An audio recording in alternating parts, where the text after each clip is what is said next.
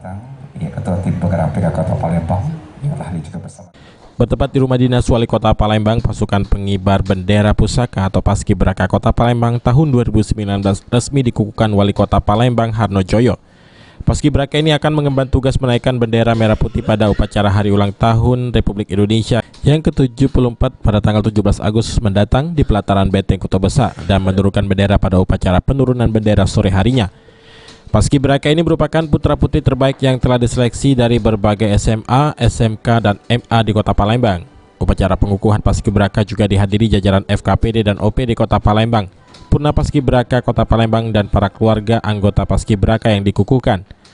Dalam amanahnya, Harno Joyo berpesan kepada para Paskibraka yang baru saja dikukuhkan untuk mengemban tugas dengan sungguh-sungguh, memaknai tugas tersebut sebagai bentuk nasionalisme kepada bangsa dan negara. Paskibraka ini merupakan orang terpilih dan harus bangga dengan apa yang diraih untuk mengemban tugas mulia.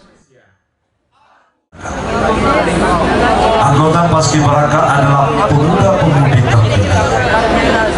Tentunya bagi yang telah terpilih harus bangga, karena tidak semua mendapatkan kehormatan dan kepercayaan yang begitu tinggi untuk mengemban tugas.